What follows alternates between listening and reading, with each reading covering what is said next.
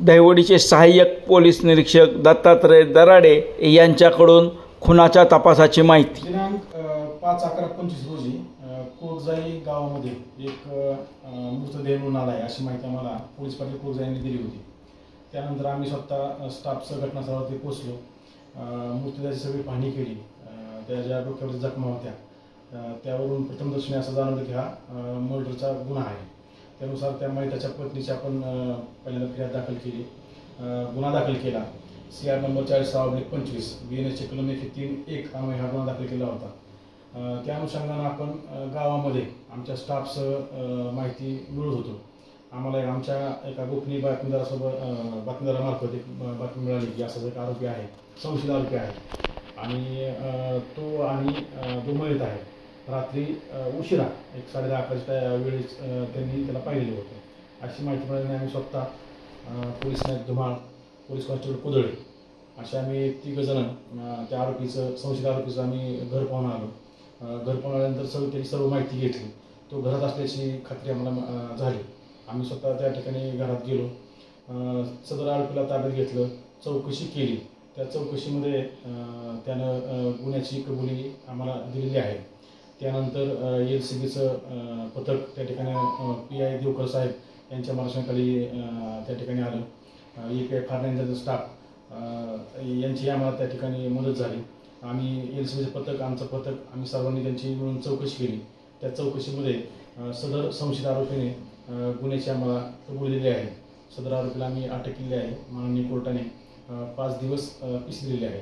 अजूनही तपास चालू आहे आणि सदर आरोपीला आम्ही चौकशी करत असताना नेमकं मारण्याचं कारण काय यावर विचारणा केली असता जे आरोपीचं घर आहे ते घर आणि मयताच्या घराकडे जाणारा रस्ता त्या रस्त्यावरच आरोपीचं घर आहे आणि हा जो मयत आहे तो रोज दारू पिण्याला सवयीचा होता आणि आरोपी हाही रोज दारू पिण्याचा सवयीचा होता। तो रोज घरी जाताना मयताच्या आईला आरोपीच्या आईला शिव्या करत होता आणि ज्या दिवशी घटना झाली त्या दिवशी आरोपी आणि मयत दोन्ही फुल दारू पिलेले होते आणि त्या दिवशी मयताने आरोपीला शिव्याळ केलेली होती।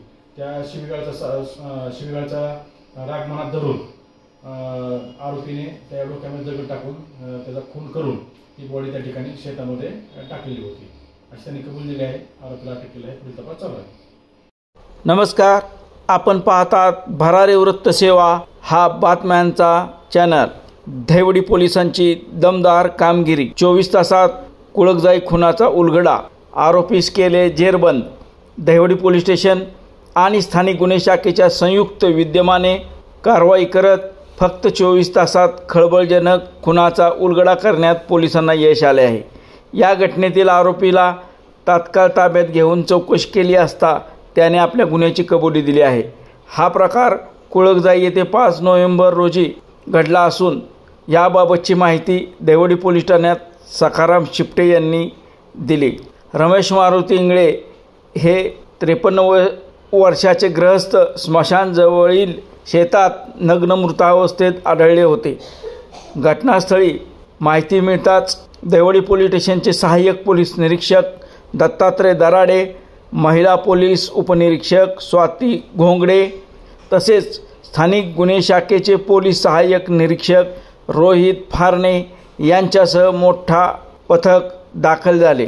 त्यांनी डॉग स्क्वॉड, फिंगरप्रिंट एक्सपर्ट आणि फॉरेन्सिक टीमच्या सहाय्याने घटनास्थळाची पाहणी केली होती। प्राथमिक तपासात मृताच्या डोक्यावर गंभीर जखमा आढळून आल्याने हा प्रकार खुनाचा असल्याचे स्पष्ट झाले होते।